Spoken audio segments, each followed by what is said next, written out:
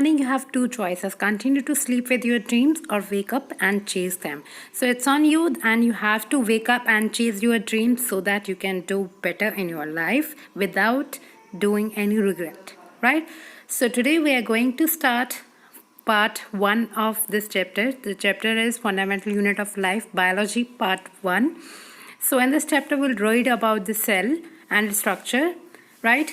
So fundamental unit of cell, in which we will learn about plant cell, animal cell, and various type of other cells, in which human cells are also there. So we'll read and we will continue with the. So let's begin and let's get started with this chapter. So what is cell? Cell is generally a very smallest unit, like जहाँ से life हमारी start होती है उसको हम बोलते हैं cell, right? तो सेल हमारे बहुत टाइप्स के होते हैं, different type of cells are there, ठीक है, जिसमें हम अलग अलग तरह की बात करेंगे. और cell in itself having a various organise, तो इसके बारे में आपने थोड़ा बहुत अपने प्रीवियस स्टैंडर्ड 8th स्टैंडर्ड में पढ़ा हुआ है. तो सेल एक आपका छोटा सा यूनिट होता है जो कि लाइफ के फंक्शंस को परफॉर्म करने के लिए हेल्प करता है. क्लियर? तो उसके बारे में आगे हम पढ़ेंगे. So now cell is a fundamental unit of life. जितने भी आपके पास सेल है, सेल एक बहुत छोटी सी इकाई होती है. जैसे हम केमिस्ट्री में एटम के बारे में पढ़ते हैं, ऐसे ही बायोलॉजी में सेल जो है वो बहुत छोटा सा फंडामेंटल यूनिट होता है, तो जिससे लाइफ स्टार्ट होती है. और सारे के सारे जितने लिविंग ऑर्गेनिजम्स हैं वो सेल से बने होते हैं, ठीक है. और सेल को structural and functional unit of life भी बोला जाता है, क्योंकि सारी की सारी बॉडी जो किससे बनी होती है, सेल से बनी होती है. इसको फंडामेंटल यूनिट ऑफ लाइफ क्यों बोला जाता है? क्योंकि ये अपनी बॉडी के इनसाइड द ऑर्गेनिज्म सारे के सारे फंक्शंस को रेगुलेट करता है. और इस सेल का मतलब होता है लिटिल रूम, और रॉबर्ट हुक्स ने इस सेल को डिस्कवर किया था 1665 में, ठीक है. तो लिटिल रूम को भी बोला जाता है सेल. क्लियर? सो थोड़ा सा रॉबर्ट हुक के बारे में भी देखते हैं कि जो सेल है उसने डिस्कवर किया था 1665 में. उसने क्या किया था, एक कॉक का थिन स्लाइस जो है उसने अपने माइक्रोस्कोप के नीचे रख लिया था. और उस स्लाइस जो आपके कॉक का स्लाइस था वो किससे रिजेंबल करता था? हनी कॉम. जैसे आपके पास हनी बीज का जो छत्ता होता है उसकी तरह से वो रिजेंबल कर रहा था. उसमें छोटे छोटे कंपार्टमेंट्स थे और उसने उन कंपार्टमेंट्स को क्या नाम दिया था? सेल्स का नाम दिया था. तो उसने माइक्रोस्कोप यूज़ किया था, ठीक है, सेल्स को आइडेंटिफाई करने के लिए. तो ये हमारे पास माइक्रोस्कोप है जो रॉबर्ट हुक्स ने माइक्रोस्कोप यूज़ किया था to identify the structure of cell. तो इस माइक्रोस्कोप की फर्दर डिटेल में हम नहीं जाएंगे, क्योंकि इसकी फर्दर डिटेल में आपके पास जो सिलेबस में नहीं है. बट आपको पता होना चाहिए कि रॉबर्ट हुक्स ने एक एक्सपेरिमेंट के थ्रू माइक्रोस्कोप में क्या यूज़ किया था, तो सेल्स का डिवीज़न देखा था. और किस में देखा था? कॉक्स के उसमें देखा था. तो अभी हम देखते हैं कि वो कॉक्स कैसे रिजेंबल करता था हनी कॉम के साथ, ठीक है. तो उसमें हमारे पास क्या कंपार्टमेंट्स थे, तो लेट्स सी. तो ये हमारे पास कॉक्स आती हैं जिसको आप यूज़ करते हो, बार्क ऑफ द ट्री से बनते हैं ना, जिससे आप बॉटल्स को कवर करते हैं. तो वो क्या होते हैं? कॉक्स. जैसे उसमें भी छोटे छोटे कंपार्टमेंट्स आपको दिखाई दे रहे हैं, है ना. जैसे हनी कॉम में कंपार्टमेंट्स होते हैं छोटे छोटे, तो ऐसे ही आपके कॉक में भी क्या होते हैं? कंपार्टमेंट्स होते हैं. तो इसी को उसने किस में ऑब्जर्व किया था? माइक्रोस्कोप के अंडर ऑब्जर्व किया था. तो यहीं से उसको क्या पता लगा कि छोटे छोटे कंपार्टमेंट्स हैं ये, और उसी कंपार्टमेंट को उसने बोला था कि छोटे छोटे कंपार्टमेंट जोड़ के एक बड़ा कॉम बना रहे हैं. तो इट मीन्स ये क्या है? हमारे पास सेल्स हैं. सो सेल का जो बेसिक यूनिट है लाइफ का, इसमें हम पढ़ेंगे प्रोकैरियोटिक एंड यूकैरियोटिक सेल्स के बारे में, यूनिसेलुलर मल्टीसेलुलर ऑर्गेनिजम्स के बारे में, सेल मेम्ब्रेन और सेल वॉल क्या होती है और दोनों में क्या डिफरेंस है, सेल ऑर्गेनेलीज मतलब सेल के अंदर क्या क्या होता है, chloroplast, mitochondria, vacuoles, endoplasmic reticulum, Golgi apparatus, nucleus, chromosomes, उनका बेसिक स्ट्रक्चर और उनके नंबर के बारे में वो will read in this chapter. Basically हम सेल स्ट्रक्चर के बारे में यहाँ पे पढ़ेंगे कि सेल स्ट्रक्चर हमारे पास एग्जैक्टली होता क्या है. Clear? So for the discovery of the cell you already know कि 1665 में रॉबर्ट हुक्स जो आपका एक इंग्लिश साइंटिस्ट था, उसने सेल्स को देखा था. कहाँ से देखा था? कि स्लाइस ऑफ कॉक से by with his crude microscope, right. तो उसने उसको क्या ऑब्जर्व किया था कि हनी, उसमें स्ट्रक्चर और नेम जो हनी कॉम के होते हैं उसके अकॉर्डिंग उसने बताया था. और उसने ये बताया था कि हमारे जितने भी लिविंग ऑर्गेनिजम्स हैं वो किससे बने होते हैं? से हमारे पास बने होते हैं. उसके बाद हमारे पास आता है कि हमें सेल्स के बारे में क्या पता होना चाहिए। 1665 में रॉबर्ट हुक्स ने क्या किया था, जिस सेल को डिस्कवर किया था, ठीक है। और 1674 में ए ल्यूकेनहॉक ने क्या बताया था हमें कि लिविंग के बारे में बताया था for the first time. Robert brown ने 1831 में न्यूक्लियस के बारे में बताया था जो सेल में, और 1838 और 39 में हमारे पास किसके बारे में, सेल थ्योरी के बारे में स्क्वैन ने बताया था। और रॉबर्ट डर्थ ने हमें बताया था कि जो सेल्स हैं ऑमनियस स्ट्रक्चर होता है, ठीक है। तो बेसिकली हमारे पास क्या आता है, सेल जो है हमारे पास फंडामेंटल यूनिट हो गया, ठीक है। स्ट्रक्चरल एंड फंक्शनल यूनिट हो गया। स्ट्रक्चरल एंड फंक्शनल क्यों बोला जाता है, क्योंकि सारी बॉडी सेल से बनी होती है। और फंडामेंटल क्यों बोला जाता है, क्योंकि इसी सेल से हमारी जो बॉडी के फंक्शंस हैं उनको हम रेगुलेट करते हैं इनसाइड द सेल। ऑर्गेनाइज में इनसाइड द सेल जो भी फंक्शंस होते हैं वो किससे रेगुलेट होते हैं, सिर्फ और सिर्फ सेल से होते हैं। क्लियर। हमारे पास आगे आती हैं टाइप्स। दो तरह के होते हैं cells, unicellular and multicellular. Unicellular क्या होते हैं कि ऐसे ऑर्गेनिज्म जो सिर्फ एक सेल से बने होते हैं, ठीक है। मतलब उनके पास एक ही टाइप के सेल होते हैं, उसको बोलते हैं एक सेल से जो एक सेल से बने होते हैं उसको यूनिसेलुलर बोलेंगे। और जो बहुत सारे सेल से बने होते हैं उसको मल्टीसेलुलर बोलेंगे। यूनिसेलुलर में अमीबा, पैरामीशियम, और मल्टीसेलुलर में ह्यूमन बीइंग। ह्यूमन बीइंग में बहुत मेजर टाइप के सेल्स हमारे पास इन्वॉल्व होते हैं। क्लियर। तो आगे आते हैं यूनिसेलुलर ऑर्गेनिजम्स होते क्या हैं, जिसमें एक ही तरह के सेल्स होते हैं, ठीक है। और single cell constitute the structure and entire function. मतलब एक ही सेल जो है वो सारे के सारे फंक्शंस जो है ऑर्गेनाइज करता है। जैसे अमीबा हो गया, पैरामीशियम हो गया, एगुलिना हो गया, तो ये क्या करते हैं, हमारे पास यूनिसेलुलर होते हैं। क्लियर। मल्टी सेलुलर में हम बात करें अगर, तो मल्टी सेलुलर में बहुत तरह के सेल्स हमारे पास होते हैं, ठीक है। और इनके डिफरेंट डिवीजन्स किए होते हैं सेल्स की फॉर्म में। जैसे एग्जाम्पल प्लांट्स हो गए, एनिमल्स हो गए, ह्यूमन बीइंग हो गए। तो हर एक के जैसे आपको नीचे एग्जाम्पल दे रखी है कि नर्व सेल कैसी टाइप का होता है, ब्लड सेल कैसे होते हैं, स्पर्म सेल कैसे होते हैं, ओवम सेल कैसे होते हैं, बोन सेल्स कैसे होते हैं। हर एक का shape and structure is different. तो ये सारे के सारे कंप्राइज करके क्या बनाते हैं, ह्यूमन बॉडी बनाते हैं, राइट। तो यूनिसेलुलर में अमीबा एंड चाल्मीडोमोनास, इनके बारे में बात करेंगे, जिसमें सिर्फ एक ही आपके पास सेल होता है जो हर एक टाइप का फंक्शन करता है। चाहे वो डाइजेशन करना है, चाहे वो एनगल्फ करना है, चाहे वो वेस्ट फूड को बाहर निकालना है, वो सारा का सारा फंक्शंस जो है वो सिंगल सेल रेगुलेट करता है, ठीक है, इन दोनों सेल्स में, इन दोनों ऑर्गेनिजम्स में। क्लियर। तो आगे हम बात करते हैं मल्टी सेलुलर में क्या होता है। मल्टी सेलुलर में हर एक के अपने अपने डिफरेंट फंक्शंस होते हैं, जैसे वो परफॉर्म करते हैं। जैसे एनिमल्स हो गया, फंजाई हो गया, प्लांट्स हो गया, तो ये होते हैं हमारे मल्टी सेलुलर ऑर्गेनिजम्स, ठीक है। इसमें डिफरेंट यानी इनगल्फ करने के लिए, फूड को अंदर लेके जाने के लिए डिफरेंट होगा, वो डाइजेस्ट करने के लिए डिफरेंट होगा, और अनडाइजेस्टेड फूड को बाहर निकालने के लिए डिफरेंट आपके पास सेल्स जो हैं वो वर्कआउट करते हैं। क्लियर।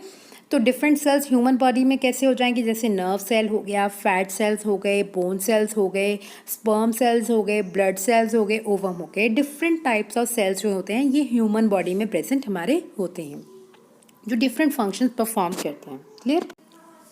सेल स्ट्रक्चर में आपको बताया मैंने कि जो सेल होते हैं वो अलग अलग कंपोनेंट से बने होते हैं, और उन कंपोनेंट्स को हम बोलते हैं सेल ऑर्गेनेलीज। मतलब सेल भी आगे जिन चीज़ों से बना होता है कंप्राइज करके, उसको क्या बोलते हैं, सेल ऑर्गेनेलीज।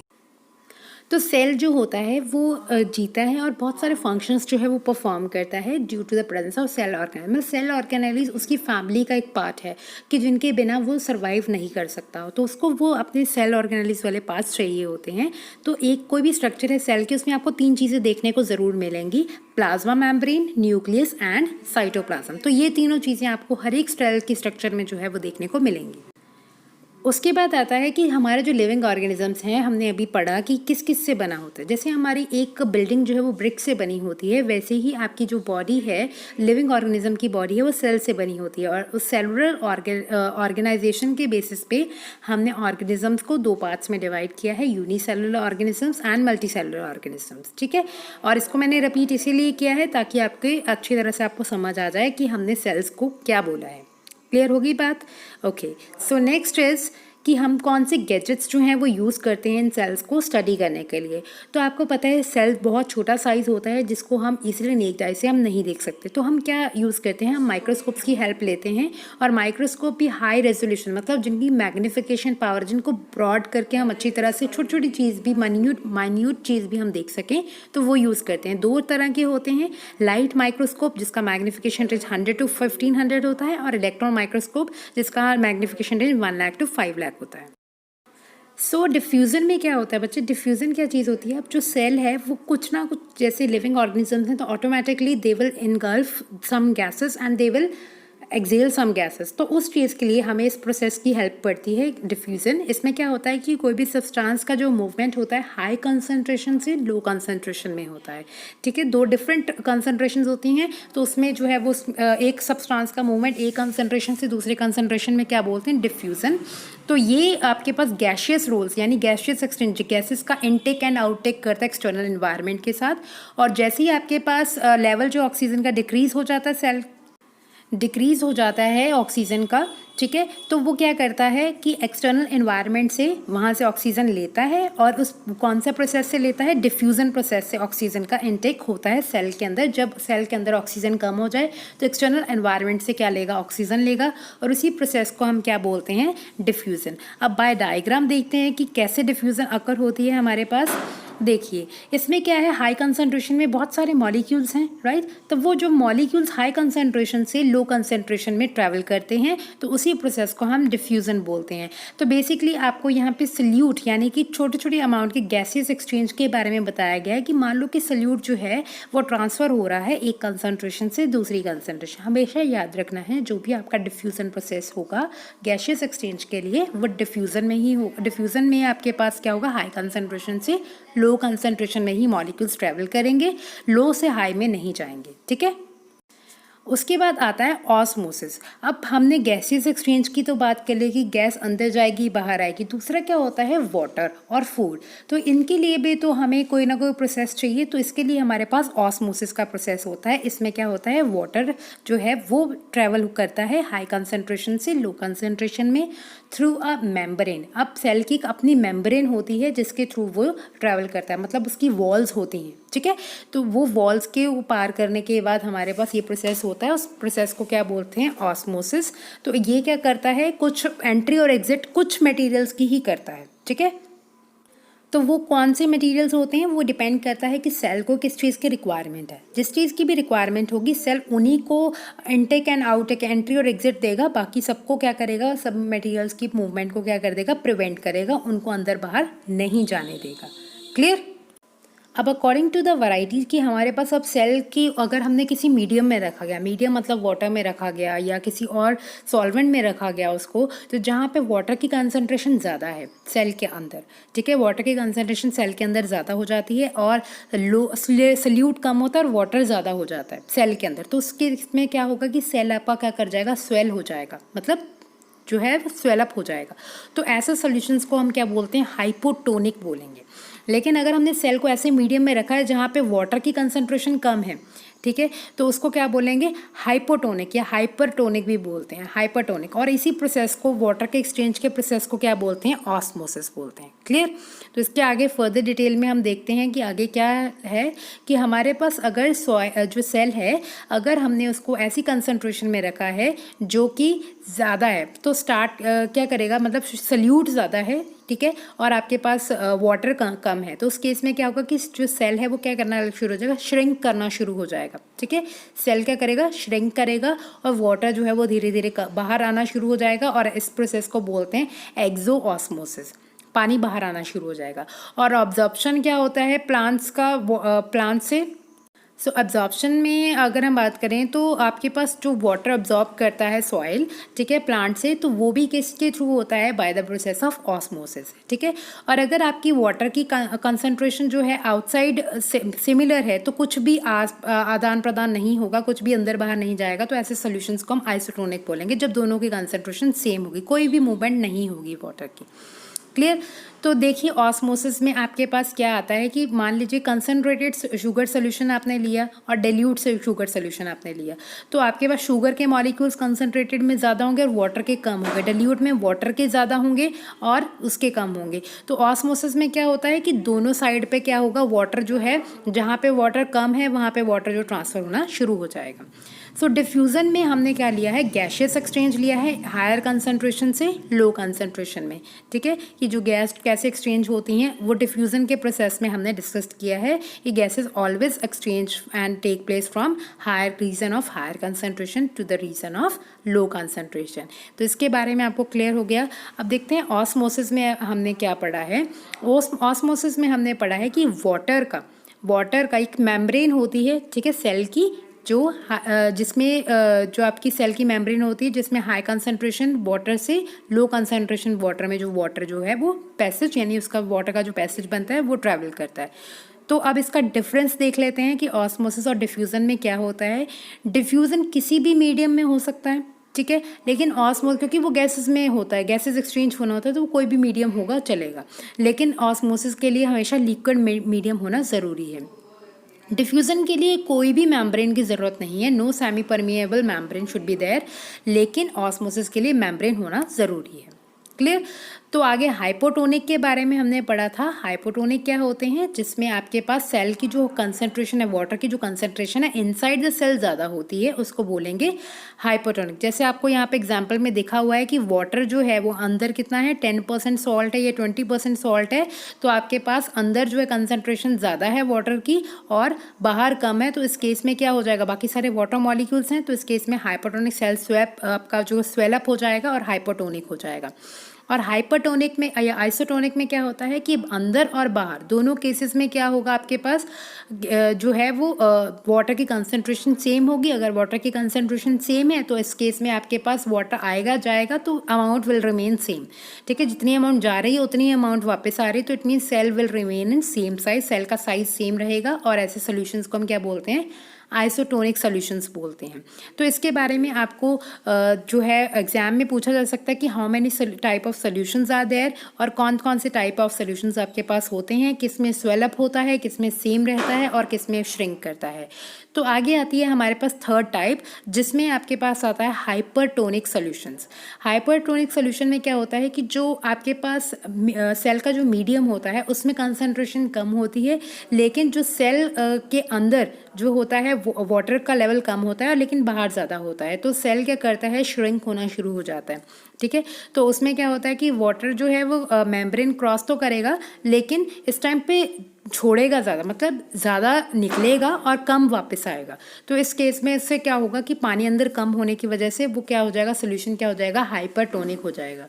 अगर सोल्यूशन आपका हाइपरटोनिक हो गया तो ऑटोमेटिकली सेल जो है वो श्रिंक करेगा और आपके पास जो वाटर का जो लेवल है inside the cell that will reduce. उसके बाद आता है प्लाज्मोलाइसिस। अब प्लाज्मोलाइसिस क्या है कि जिसमें हमारे पास जो एक ऐसा फिनोमेना होता है by which plant cell shrink away from the cell wall when it loses water by osmosis. Plasmolysis क्या होता है, हाइपरटोनिक सोल्यूशन में ही होता है। इसमें हमने ये याद रखना है, प्लाज्मोलाइसिस जो है जब आपका सेल जो है वो श्रिंक करता है ऑस्मोसिस के थ्रू, तब वो फिनोमेना जो है वो वर्क करता है, ठीक है। तो उस फिनोमेना को, जब वो आपका सेल श्रिंक होता है, उस फिनोमेना को क्या बोलते हैं, प्लाज्मोलाइसिस भी बोलते हैं, ठीक है। उसके बाद different type of shapes and sizes होते हैं सेल के, जो मैंने आपको पहले ही बताया, और हर एक शेप और साइज़ का डिफरेंट फंक्शन होता है। कुछ सेल्स की शेप जो है वो चेंज होती रहती है, जैसे अमीबा हो गया, WBCs हो गया, लेकिन प्लांट्स और एनिमल्स के जो सेल्स होते हैं उनकी साइज़ जो है ऑलमोस्ट सेम रहती है, ठीक है। और सबसे स्मॉलेस्ट सेल जो होता है वो है हमारा माइकोप्लाज्मा, PPLO, और लार्जेस्ट ऑस्ट्रिच का एग होता है, लॉन्गेस्ट नर्व सेल होता है, और माइक्रोमीटर माइक्रोन जो होता है 1000 ऑफ 1 मिलीमीटर होता है। क्लियर। उसके बाद स्केल की बात करें लाइफ के, तो आपके पास यहाँ पे लाइट माइक्रोस्कोप और इलेक्ट्रॉन माइक्रोस्कोप के बारे में हमने डिस्कशन की थी कि 2 माइक्रोस्कोप्स हम यूज़ करते हैं अपने सेल्स को देखने के लिए। तो इसके अकॉर्डिंग कहाँ कहाँ पे हम लाइट माइक्रोस्कोप यूज़ करेंगे, जैसे chloroplast, most bacteria, plants, animal cells और फिश एग के लिए। Electron microscope protein, lipids, small molecules, ठीक है। तो उसके बाद जो हम आई से देख सकते हैं, ठीक है, उसको वो क्या है आपके पास, blue whale, fish egg, humming bird, और आपके पास कैलिफोर्निया रेडवुड। तो ये क्या है हमारे पास कि डिफरेंट डिफरेंट स्केल्स के बारे में बताया गया कि सेल्स कितनी टाइप्स के हमारे पास हो सकते हैं। तो जनरली जो सेल है हमारे पास डिफरेंट ऑर्गेनेलीज से बना होता है। वो ऑर्गेनेलीज कौन कौन सी हैं ये हम नेक्स्ट वीडियो में डिस्कस करेंगे। बट यहाँ पे देखते हैं nucleus, cytoplasm, mitochondria, lysosomes, ribosomes, endoplasmic reticulum, plastids, cell walls and Golgi apparatus। ये सारे क्या हैं, सेल्स के पार्ट हैं जो हम सेल्स में डिस्कस करेंगे, और इनके क्या क्या फंक्शंस परफॉर्म करते हैं, ये किस चीज़ में ये हेल्प करते हैं, क्या रेगुलेट करते हैं एक पर्टिकुलर सेल में, उसके बारे में भी डिस्कस करेंगे। क्लियर?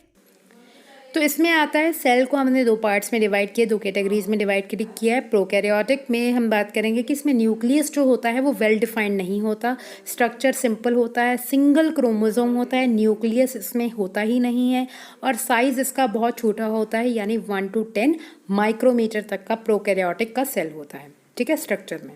यूकैरियोटिक में वेल डिफाइंड, मतलब पर्टिकुलर स्ट्रक्चर होता है न्यूक्लियस का, कॉम्प्लेक्स स्ट्रक्चर होता है इसका, और एक से ज़्यादा क्रोमोसोम्स भी प्रेजेंट होते हैं, न्यूक्लियस प्रेजेंट होता है, और जनरली ये लार्ज होते हैं। तो इसमें हमने क्या, दोनों में आपको डिफरेंस जो है ये देखना है कि जो न्यूक्लियस प्रेजेंट होता है तो उस न्यूक्लियस में आपने देखना है कि जो न्यूक्लियस का साइज जो होता है that should be well defined, तो वो यूकैरियोटिक है, और जिसका वेल डिफाइंड न्यूक्लियस नहीं है वो आपका क्या है, प्रोकैरियोटिक। अब इसके अकॉर्डिंग कंपैरिजन देख लेते हैं, प्रोकैरियोटिक और यूकैरियोटिक में क्या होता है। प्रोकैरियोटिक में क्या बात करेंगे कि आपके पास ऑर्गेनिजम्स जैसे मोनरा हो गया, यू बैक्टीरिया हो गया, आर्के बैक्टीरिया हो गया, ये एग्जाम्पल्स हैं। यूकैरियोटिक्स में क्या है, फंजाई, प्लांट्स, एनिमल्स, ये क्या होते हैं यूकैरियोटिक, जिसमें डिफरेंट तरह के आपके पास सेल्स जो हैं वो इन्वॉल्व होते हैं, ऑर्गेनाइज्ड इन्वॉल्व होती हैं।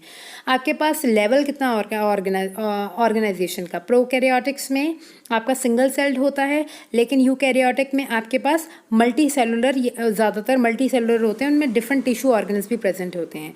सेल साइज की बात करें तो स्मॉल होता है प्रोकैरियोटिक्स में, और यूकैरियोटिक में लार्ज होता है। क्लियर? और उसके बाद सेल वॉल की अगर बात करें तो प्रोकैरियोट्स जो होते हैं उसमें आपके सबके पास सेल वॉल होती है। ठीक है, लेकिन आपके पास यहाँ पे यूकैरियोटिक में बात करें तो फंजाई और प्लांट्स में सेलुलोस और चिटिन होता है। ठीक है, और एनिमल्स में नहीं होता, और सेल वॉल एनिमल्स में प्रेजेंट नहीं होती है। ऑर्गेनेलीज जो होती हैं इसमें प्रोकैरियोट्स में कोई भी नहीं होती, लेकिन यूकैरियोट्स में आपके पास बहुत सारी सेल ऑर्गेनेलीज प्रेजेंट होती है। उसके बाद मेटाबॉलिज्म की अगर बात करें, एनारोबिक और एरोबिक, मतलब ऑक्सीजन की गैसेस एक्सचेंज होता भी और नहीं भी होता इन प्रोकैरियोटिक, और उसमें जनरली एरोबिक की होता है। ठीक है, जेनेटिक मटेरियल जनरली डीएनए होता है, और उसमें भी कॉम्प्लेक्स क्रोमोसोम्स की वजह से डीएनए तो होता ही होता है, और आपके पास जो कॉम्प्लेक्स क्रोमोसोम होने की वजह से आपके पास इसमें क्या होता है, इसमें आपके जो प्रोकैरियोटिक्स हैं इसमें जो सिंगल होता है, और इसमें कॉम्प्लेक्स क्रोमोसोम होने की वजह से एसोसिएटेड प्रोटीन्स भी प्रेजेंट होते हैं। डिवीज़न की बात करें तो इसमें बडिंग होती है, और इसमें माइटोसिस और मियोसिस होते हैं, साइटोकिनेसिस से ये पढ़ेंगे हम इसमें।